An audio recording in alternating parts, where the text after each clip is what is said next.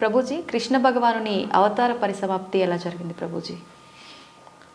భగవంతుడి యొక్క మీరు అడిగినట్టుగా కరెక్ట్ విషయం అడిగారు. అవతార పరిసమాప్తి ఇలా చెప్పాలి కృష్ణుడిని సంబోధించినప్పుడు, లేదా రాముడిని. ఏ భగవంతుడి యొక్క అవతారమైనా సరే భగవంతుడికి పుట్టుక ఉండదండి. జన్మ కర్మచమే దివ్యం. భగవంతుడు ఏం చెప్పారు? ఆయనది దివ్యమైన జన్మ. దాన్ని మనం అవతారము అని అంటాం. ఇప్పుడు మీరు ఎప్పుడైనా చెప్తారా రోజు ప్రొద్దున పూట సూర్యుడు పుడతాడు, సాయంత్రం పూట చనిపోతాడు అని అంటారా? లేదు. ఏమంటాం మనం? సూర్యుడు ఉదయించాడు, అస్తమించాడు, అంతేనా? అవును ప్రభుజీ. భగవంతుడు కూడా ఉదయిస్తాడు, భగవంతుడు కూడా అస్తమిస్తాడు. సూర్యుడు అస్తమిస్తాడు అంటే పోయినట్టేనా? ఇంకా ఆయన నీకు కనిపించట్లేదు, కానీ ఇంకెక్కడ ఉన్నట్టే కదా. అవును. ఇప్పుడు మనకి ఇండియాలో సూర్యాస్తమయం అయిపోయింది అని అంటే ఇంకో దేశంలో సూర్యోదయం అవుతున్నట్టు కదా. కాబట్టి భగవంతుడు ఎప్పుడూ ఎల్లప్పుడూ కూడా ఆయనకి మరణము అనేది ఉండదు, జనమ అనేది ఉండదు. ఆయన మన పైన కృపతో అవతారాన్ని స్వీకరిస్తారనమాట. ఓకే. మీకు ఒక విషయం చెప్తాను. కొంతమందికి మెమరీ లాస్ పేషెంట్స్ ఉంటారు. మెమరీ లాస్ పేషెంట్స్ దగ్గరికి ఏం చేస్తారంటే అండి, వాళ్ళకి ఇంతకు ముందు ఉండే మెమరీస్ని చూపిస్తారనమాట. వాళ్ళ పిల్లల్ని, లేదా వాళ్ళు చిన్నప్పుడు తీసిన ఫొటోస్ని, వాళ్ళు ఉన్న ఊర్లని, అవన్నీ ఇలా చూపిస్తూ ఉంటారనమాట. చూపిస్తూ ఉంటే కొన్నిసార్లు ఏదో ఒకటి వాళ్ళ బ్రెయిన్కి ఇలా క్లిక్ అయ్యి అప్పుడు వాళ్ళు గుర్తుపట్టడం ప్రారంభిస్తారనమాట. వాళ్ళు ఎక్స్టర్నల్ కాన్షియస్నెస్లోకి వస్తారు. భగవంతుడి యొక్క అవతారం ఎందుకోసము అని అంటే, మనందరం ఈ సంసార సాగరంలో పడి కొట్టుకుపోతున్నాము. ఏదో మనం కూడా మెమరీ లాస్ అయిపోయినట్టు ఇదే నా వాళ్ళు, ఇదే నా ప్రపంచం, ఇదే నా ఇల్లు అని తిరుగుతున్నారు. వీడి నిజమైన స్వరూపాన్ని చూపించాలి అని స్వామి అవతరించి, స్వామి యొక్క లీలల ద్వారా, రామాయణ భాగవతాదుల ద్వారా, అయ్యా ఇది నువ్వు ఈ ప్రదేశానికి చెందినవాడివి అని మనకు చూపిస్తారు. అప్పుడు నేనైతే ఈ మనుష్యుని కాదా, అయితే ఇది నేను ఈ కులానికి చెందినవాడిని కాదా, ఈ ప్రాంతానికి చెందినవాడిని, నేను కృష్ణుడి దాసున్నా, నేను ఉండాల్సింది ఆ భగవంతుడి యొక్క లోకంలో కదా అని మనం కూడా మర్చిపోయిన వాళ్ళకి కొద్దిగా బుద్ధిని ఇవ్వడానికి స్వామి అవతార స్వీకారం చేస్తారనమాట. మనందరం పడిపోయి ఈ సముద్రంలో పడిపోవడం అంటే ఏంటండి? మునిగిపోవటం.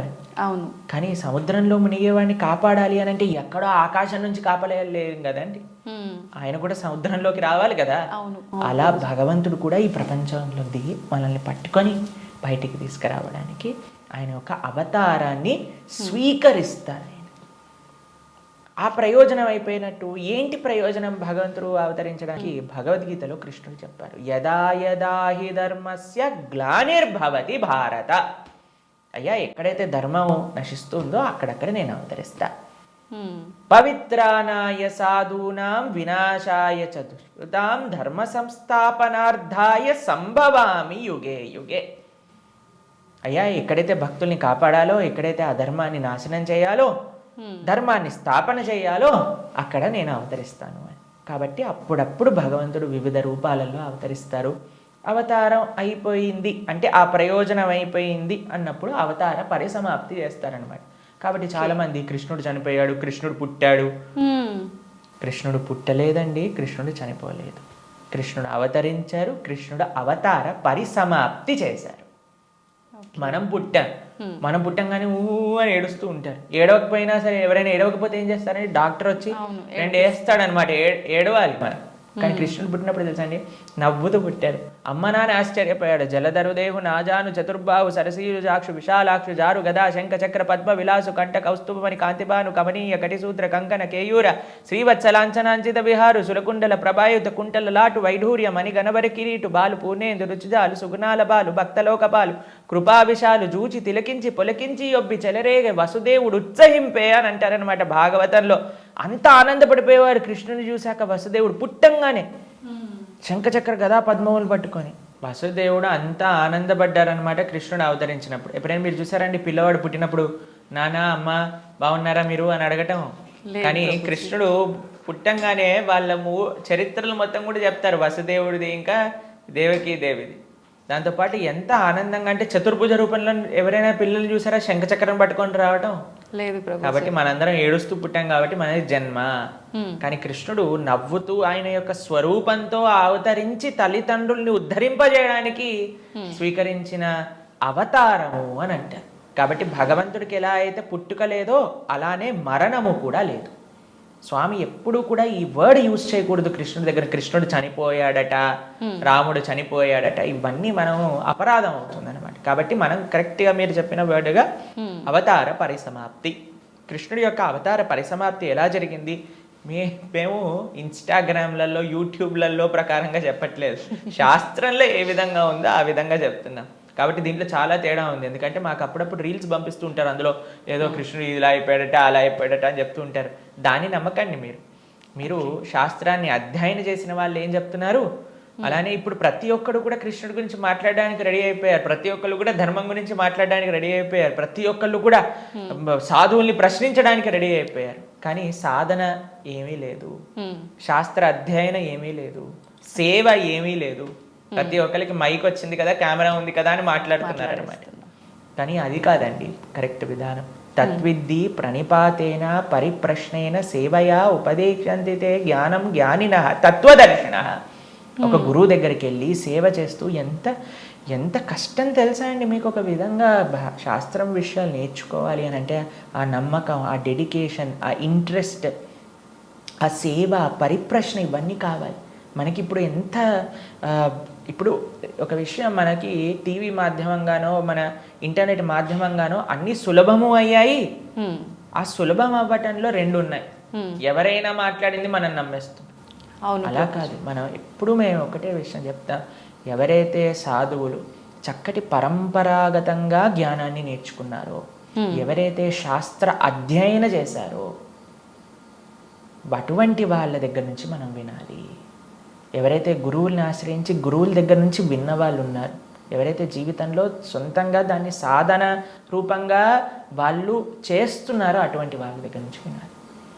కాబట్టి మనకి భాగవతం చెప్తుంది, భగవంతుడు ఒకానొక సమయంలో అయ్యా ఈ ప్రపంచంలో ఉండే అధర్మ మొత్తం కౌరవుల వైపు ఒక్కసారి అందరినీ గ్యాదర్ చేసేసి కంప్లీట్ చేసేస్తాడు అనమాట. ఇక అయిపోయింది అని అనుకున్నప్పుడు ఆయన చక్కగా ఒక దగ్గర ప్రభాస క్షేత్రము అనే ప్రదేశంలో ఆయన ఇలా ఉన్నారనమాట. ఉన్నప్పుడు ఒక వేటగాడు వచ్చి ఒక జింకని వేటాడుతున్న ఆయన కృష్ణుడి యొక్క పాదాన్ని, శ్రీపాదాలను చూస్తూ జింకలా అనుకొని బాణాన్ని వేశారు.